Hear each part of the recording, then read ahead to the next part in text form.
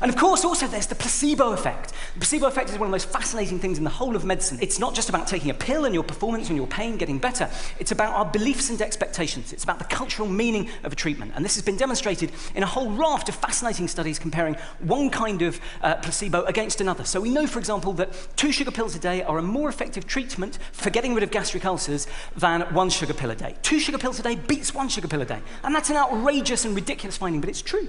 We know from 3 different studies on 3 different types of pain that a saltwater injection is a more effective treatment for pain than taking a sugar pill, taking a dummy pill that has no medicine in it.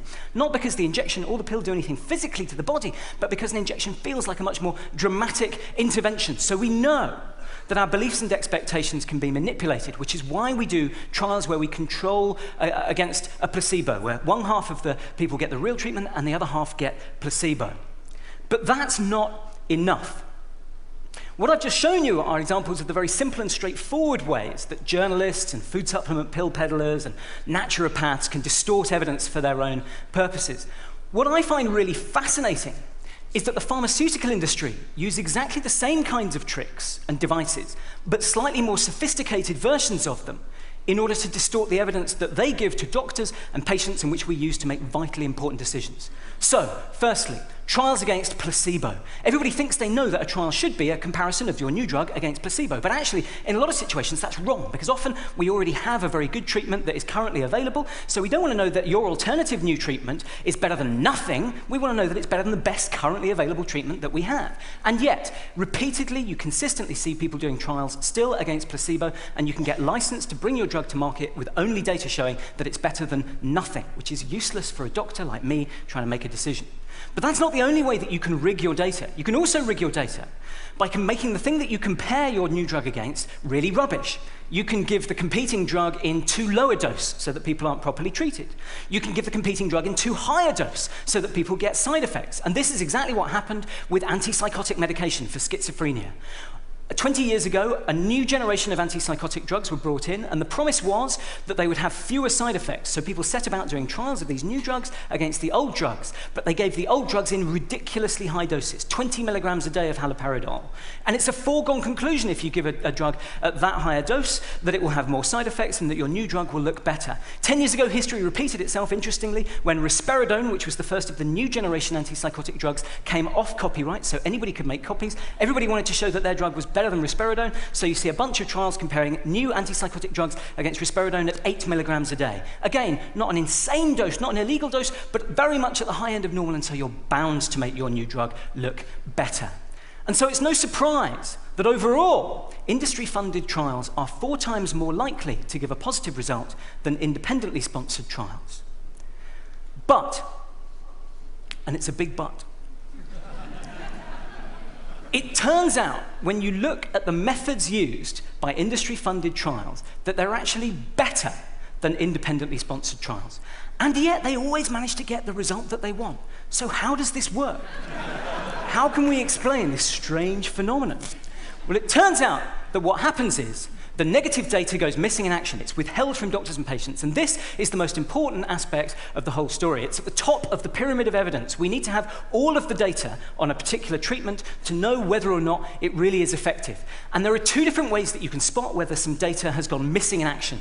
You can use statistics or you can use stories. I personally prefer statistics, so that's what I'm going to do first. This is something called a funnel plot. And a funnel plot is a very clever way of spotting if small negative trials have disappeared, have gone missing in action. So this is a graph of all of the trials that have been done on a particular treatment, and as you go up towards the top of the graph, what you see is each dot is a trial, and as you go up to the top, those are the bigger trials, so they've got less error in them, so they're less likely to be randomly false positives, randomly false negatives, so they all cluster together. The big trials are closer to the true answer.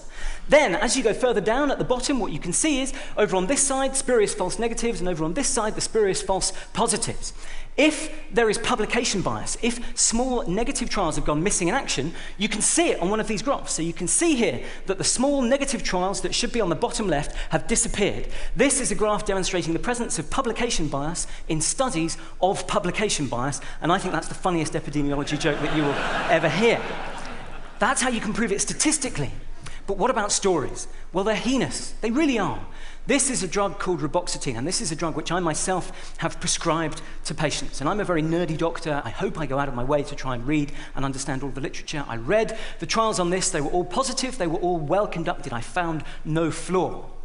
Unfortunately, it turned out that many of these trials were withheld. In fact, 76% of all of the trials that were done on this drug were withheld from doctors and patients. Now, if you think about it, if I toss a coin 100 times and I'm allowed to withhold from you the answers half the times, then I can convince you that I have a coin with two heads, okay? If we remove half of the data, we can never know what the true effect size of these medicines is. And this is not an isolated story. Around half of all of the trial data on antidepressants has been withheld, but it goes way beyond that. The Nordic Cochrane Group were trying to get hold of the data on that to bring it all together. The Cochrane Groups are an international non-profit collaboration that produce systematic reviews of all of the data that has ever been shown, and they need to have access to all of the trial data. But the companies withheld that data from them, and so did the European Medicines Agency for 3 years. This is a problem that is currently lacking a solution. And to show how big it goes, this is a drug called Tamiflu, which governments around the world have spent billions and billions of dollars on. And they spend that money on the promise that this is a drug which will reduce the rate of complications with flu. We already have the data showing that it reduces the duration of your flu by a few hours, but I don't really care about that. Governments don't care about that. I'm very sorry if you have the flu. I know it's horrible, but we're not going to spend billions of dollars trying to reduce the duration of your flu symptoms by half a day. We prescribe these drugs, we stockpile them for emergencies on the understanding they will reduce the number of complications, which means pneumonia and which means death. The Infectious Diseases Cochrane Group, which are based in Italy, have been trying to get the full data in a usable form out of the drug company so that they can make a full decision about whether this drug is effective or not, and they've not been able to get that information.